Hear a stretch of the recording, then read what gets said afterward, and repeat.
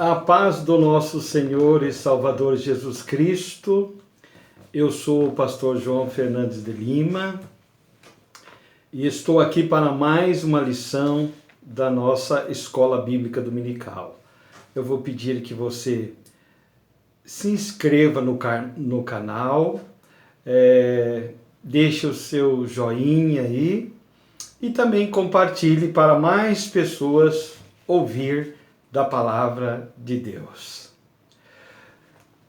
A nossa lição é a lição de número 13 e ela vai falar sobre a batalha espiritual e as armas do crente.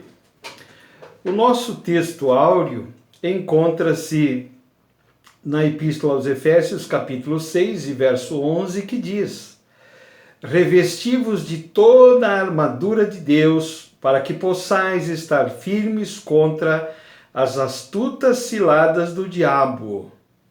Agora, a nossa verdade prática diz o seguinte: o uso da armadura de Deus assegura a vitória do crente no campo da batalha espiritual.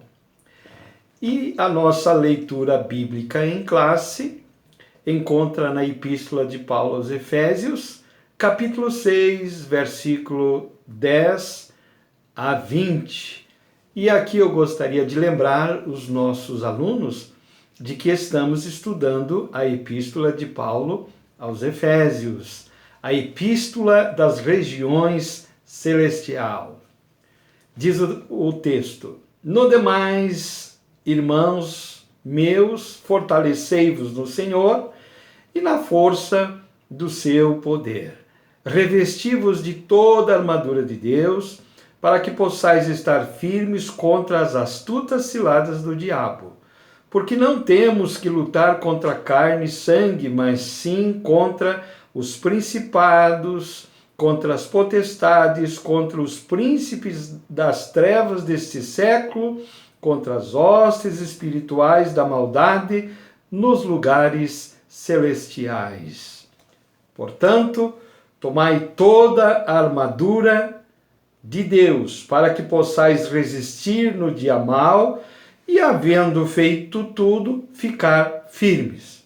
Estais, pois, firmes, tendo cingido os vossos lombos com a verdade e vestida a couraça da justiça e calçados os pés na preparação do evangelho da paz, tomando sobretudo o escudo da fé, o qual podeis apagar todos os dardos inflamados do maligno.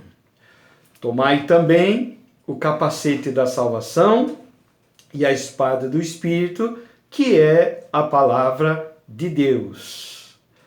Orando em todo tempo, com toda oração e súplica no Espírito, e vigiando nisso com toda perseverança e súplica por todos os santos, e por mim, para que me seja dada no abrir da minha boca a palavra com confiança, para fazer notório o mistério do Evangelho, pelo qual sou embaixador em cadeias, para que possa falar dele livremente, como me convém falar. Palavras do Senhor por intermédio do apóstolo Paulo. Nós vamos trabalhar, queridos irmãos, no nosso objetivo geral da lição, nós vamos mostrar que o uso da armadura de Deus assegura a vitória no campo da batalha espiritual. Então esse é o nosso objetivo geral que vai passar por toda a lição. Antes, meus irmãos, eu gostaria de indicar aos meus alunos, aos meus irmãos, a terem um bom dicionário, ou como eu, um mini dicionário português, não é? O dicionário português, como o dicionário bíblico, tem me ajudado muito e vai ser muito útil a você. Muito bem, dicionário de português. Agora eu estou indo para a minha introdução. Ao finalizar a epístola aos Efésios, o apóstolo convoca a igreja para lutar e resistir os inevitáveis conflitos contra as forças espirituais da maldade. Nessa batalha, a fim de suportar os ataques e se manter firme na marcha contra o mal, os soldados de Cristo precisam revestir-se de toda a armadura de Deus. É o que nós vamos ver, então, na presente lição. Queridos alunos, a vida cristã, ela é uma batalha espiritual. Nesse texto, o apóstolo, ele nos conduz para dentro de um campo de batalha. Trata-se de uma batalha espiritual. E para isso se requer também armas espirituais. Então, como vencer e lutar é apresentado pelo apóstolo Paulo nesse texto da palavra do Senhor. E é bom que nós digamos que na vida espiritual há dois grupos de pessoas: os vencidos e os vencedores. E a pergunta, nesse momento, é qual deles você é. Que Deus abençoe e que nós estejamos no grupo dos vencedores. A primeira parte da nossa lição é o preparo espiritual do crente para a batalha. A primeira coisa é fortalecimento, ou melhor dizendo, fortalecidos no poder do Senhor. Fortalecimento. A expressão na forma passiva, fortalecei-vos no Senhor, Efésios 6:10, indica que não temos poder em nós mesmos. Esse excelso poder nos é conferido pela comunhão com Deus em Cristo e por meio do Espírito Santo. Muito bem, então, fortalecimento. Ninguém pode lutar enfraquecido.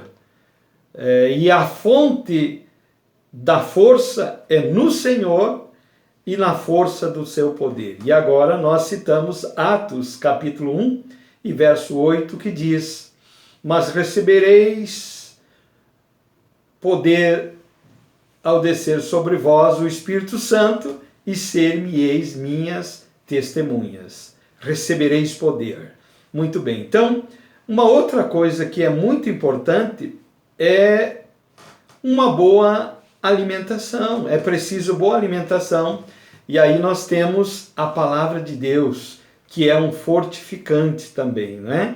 Mateus 4:4 diz: nem só de pão viverá o homem, mas de toda a palavra que procede da boca de Deus. Mateus 4:4. Então, o exercício também é importante, isto é, o exercício das virtudes cristãs fortalece o soldado. Bendito é o nome do Senhor. Continuando, meus irmãos. 2. Vigilantes em toda oração e súplica. Vigilância, não é? Paulo enfatiza a necessidade de uma vida cristã permeada pela prática da oração. Não é possível, diz o nosso comentarista, entrarmos num combate sem a cobertura de tão preciosa arma espiritual. Lucas capítulo 21 e versículo 36. A expressão orando em todo o tempo e com toda oração e súplica no Espírito, Efésios 6:18, significa clamar pelo favor divino em qualquer circunstância e oportunidade. Diz o nosso autor que esse clamor deve estar acompanhado de vigilância. Isaías capítulo 59, verso 1 e 2. Então, vigiemos e também supliquemos. Glorificado é o nome do Senhor. Uma outra coisa que requer no preparo para a batalha espiritual é conhecimento. O bom lutador, ele conhece o seu inimigo. O bom lutador, ele conhece as armas de batalha. O bom soldado prevê e conhece as ciladas do inimigo. São ataques nas escondidas, como na área física, moral, espiritual, material e até mesmo familiar. Glorificado é o nome do Senhor. Uma outra coisa, um outro preparo é a capacitação. Nós sabemos que quem nos capacita é Deus. E a vitória é por meio de Cristo Jesus. 1 Coríntios capítulo 15, versículo 57 diz: graças a Deus que nos dá a vitória por Cristo Jesus. 1 Coríntios capítulo 15 e versículo 57, depois você pode ler na íntegra. Essa capacitação, ela é recebida na igreja, orando, estudando a palavra e também colocando em prática. E o nosso instrutor é o glorioso Espírito Santo. E agora eu quero ler um verso que se encontra no Evangelho de João, capítulo 14, versículo 26, que diz: mas o Consolador, o Espírito Santo, a quem o Pai enviará em meu nome, esse vos ensinará todas as coisas e vos fará lembrar de tudo o que vos tenho dito. Palavras do nosso Senhor e Salvador Jesus Cristo. Glorificado é o nome do Senhor. Agora nós vamos para a segunda parte da nossa lição, que é conhecendo o campo da batalha espiritual. Muito bem. A primeira coisa que nós devemos observar é o lugar do combate, não é? O lugar do combate. Primeiro, não é um lugar geográfico, não é um lugar terreno, é nas regiões celestes, é no mundo espiritual. Que isso fique bem claro para cada um de nós. Muito bem. Agora, diz aqui, as astutas ciladas do diabo. É o primeiro ponto, primeiro subponto da nossa lição. Muito bem, da parte 2. A expressão ciladas do diabo, verso 11 do capítulo 6 dessa epístola, indica as armadilhas articuladas perversamente pelo reino das trevas. O líder desse reino é identificado como o diabo. E essa palavra diabo significa caluniador e acusador. Quando uma pessoa acusa, calunia um irmão, ele está fazendo a obra do diabo. Muito bem. Agora nós temos aqui uma coisa muito importante, que são algumas das suas astúcias indicadas pelo nosso comentarista. 1. Confundir a mentira com a verdade. Gênesis 3, capítulo 3, 4 e 5. 2. Deturpar as Escrituras. Mateus 4 e 5. E também o verso 6. 3. Dissimular e induzir o erro. 2 Coríntios, capítulo 11, verso 13 a 14. 4. Fazer falsos sinais. 2 Tessalonicenses, capítulo 2 e versículo 9. 5. Fazer acusações. Apocalipse 2, 12 e 10. 6. Semear incredulidade. 2 Coríntios 4 e 6. E 7. Promover ideologias anticristãs, conforme lemos em 2 Tessalonicenses, capítulo 2, verso 3 e verso 4. Diante desse quadro, o texto sagrado ordena: revestivos de toda a armadura de Deus. Agora, em segundo lugar, nós temos o conflito contra o reino das trevas. O verso 12 do capítulo 6.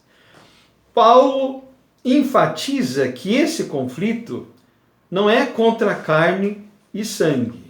Não é contra a carne e sangue. Então, Paulo aqui indica sobre o que não devemos lutar. Não devemos lutar contra a carne e não devemos lutar contra o sangue. É inconcebível que um irmão lute contra o outro irmão. No reino de Deus, nós não somos inimigos, nós somos sócios. Sempre vejamos os nossos irmãos como sócios no reino, como cooperadores do reino e não nossos inimigos. Glorificado é o nome do Senhor. Então, essas declarações indicam que a batalha não é física, mas travada, como eu já disse, no mundo espiritual. Isso é bom que se repita. O conflito é contra as hostes que, debaixo da autoridade do diabo, mantém os homens na escuridão, conforme a primeira epístola de João, capítulo 5 e versículo 19. Essa metáfora fica claro que o cenário do campo de batalha do soldado é espiritual, conforme lemos em Efésios 6, 11 e verso 12. Ao mesmo que se revela a natureza pessoal do conflito, pois essa luta se dá tanto na área individual quanto na área coletiva da igreja. E eu gostaria de ler agora um verso muito importante que se encontra na primeira epístola de Pedro, no capítulo de número 5, verso de número 8 e 9, que diz assim: Acima de tudo, porém, tendo amor intenso uns para com os outros, porque o amor cobre multidão de pecado. Ou melhor dizendo, vamos ver a citação. Sim, desculpe, queridos irmãos. 1 Pedro, capítulo 5, verso 8 e 7. Não é? 8, 7 e 9, que diz assim: Sede sóbrios e vigilantes, o diabo, vosso adversário, anda em derredor, como leão que ruge, procurando alguém para devorar. Resisti-lhes firmes na fé, certos de que sofrimento iguais aos vossos estão se cumprindo na vossa irmandade espalhada pelo mundo. Glorificado é o nome do Senhor. 1 Pedro, capítulo 5, verso 8 e verso 9. Um importante texto, não é? Vigilantes, glorificado é o nome do Senhor. Então, queridos irmãos, nós temos aqui, em terceiro lugar, terceiro subponto, as agências das potestades no ar. Vejamos. Agora, então, diz aqui, Paulo indica as forças do mal que marcham contra a igreja como principados, potestades, príncipe das trevas desses séculos e hostes espirituais da maldade. Verso 12. Esses seres são caracterizados por três aspectos. A. Eles são poderosos. Os títulos principados e potestades indicam poder, primazia e autoridade para agir. Príncipes das trevas são líderes de anjos decaídos que, sob o comando do diabo, exercem domínio. B. Eles são malignos. Esses agentes formam as hostes espirituais da maldade. Refere-se a demônios que empregam seu poder destrutivamente para o mal. C. Eles são astutos. São cheios de sutilezas e maquinam a queda da igreja. Muito bem, queridos irmãos. Nós precisamos observar aqui essa recapitulação, os inimigos a serem enfrentados no verso 12. O diabo, os principados, as potestades, os príncipes das trevas e as hostes espirituais da maldade. Muito bem. Agora nós vamos para a parte 3 da nossa lição, que são as armas espirituais indispensáveis ao crente. 1. A armadura completa. Muito bem. Então, são armas espirituais oferecidas por Deus. A imagem que o apóstolo usa é de uma linguagem retirada do contexto militar romano. Paulo era um profundo conhecedor de batalha, de guerra. Isso é muito óbvio, porque ele era também considerado um cidadão romano. E ele estudou guerra, batalha. São armas oferecidas por Deus. Diz o apóstolo, tomai toda a armadura de Deus. E isso, prezados alunos, é repetido 2 vezes no texto que nós lemos. Então, é preciso proteger todas as áreas da nossa vida cristã. Glorificado é o nome do Senhor.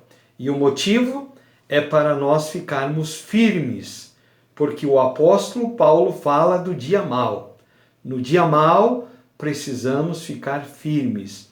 E o dia mau pode chegar na nossa vida, não é? Então, que Deus venha nos guardar. Continuando. Muito bem. Então, na carta, a orientação não é para usar armas próprias, mas tomar o equipamento dado por Deus e resistirmos bravamente e marcharmos contra as potestades do ar. 2. As armas indispensáveis de defesa. Primeiro, nós temos o cinto da verdade. O cinto da verdade. Diz, cingindo os vossos lombos com a verdade, verso 14. Retrata a peça usada para dar mobilidade ao soldado no combate. Nesse sentido, faz referência à verdade da doutrina de Cristo e à integridade do soldado cristão. Depois nós temos a couraça da justiça, né? Vestida a couraça da justiça, ainda o verso 14. Trata-se de uma malha impenetrável de proteção aos órgãos vitais, como é o caso do coração. Então, essa parte servia para proteger os órgãos vitais, como o pulmão e o coração. Como vai o coração deste soldado cristão? Continuando. Calçado os pés, né? Na preparação do Evangelho da Paz. O Evangelho da Paz, não o Evangelho da guerra, não é? Então Deus nos chamou para a paz. Glorificado é o nome do Senhor. Está no verso 15.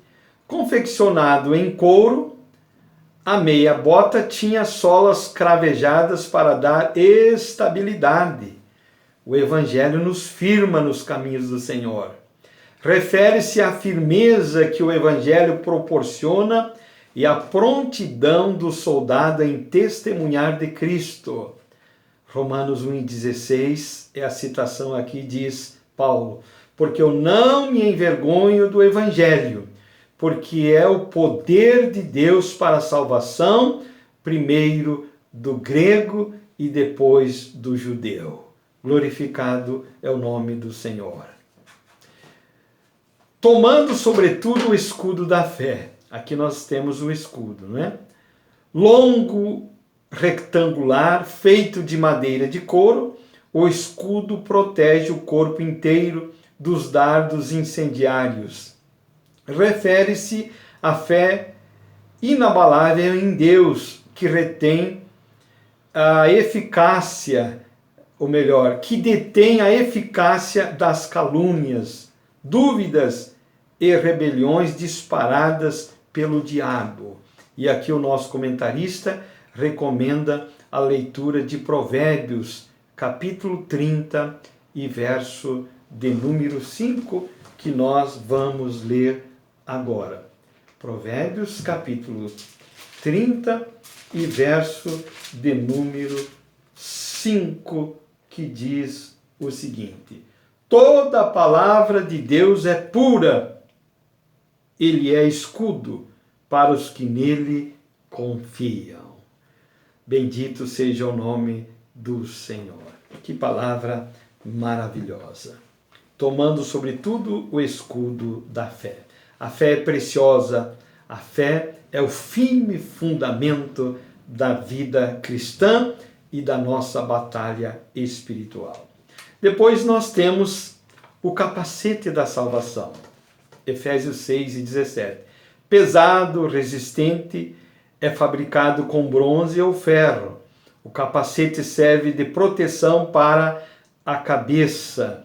Refere-se à certeza da salvação que já recebemos em Cristo e à convicção da plena salvação no último dia, conforme está escrito na primeira epístola de Paulo aos Tessalonicenses, capítulo de número 5, verso 8 e verso 9.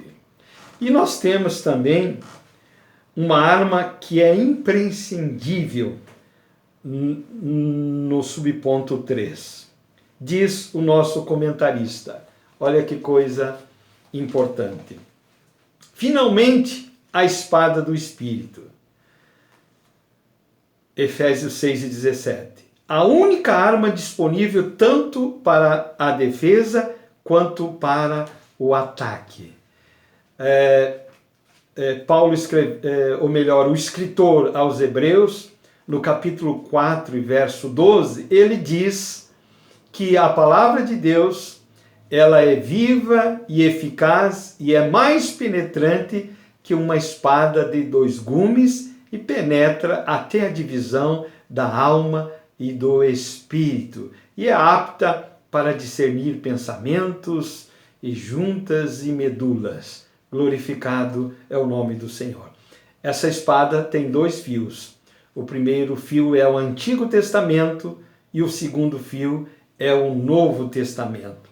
E essa arma apareceu na visão que João teve do nosso Senhor e Salvador Jesus Cristo. Saía uma aguda e afiada espada da boca do nosso Senhor Jesus Cristo. Então, se você ler bem os evangelhos, você vai observar que a única arma do nosso Senhor e Salvador Jesus Cristo é a palavra de Deus. E essa deve ser também a arma do cristão, a arma de ataque, glorificado é o nome do Senhor, a arma de defesa.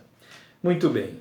Então, a espada do Espírito é identificada como sendo a palavra de Deus, inspirada e penetrante, como está na segunda epístola de Paulo a Timóteo, no capítulo 3 e versículo 16, e Hebreus 4 e 12.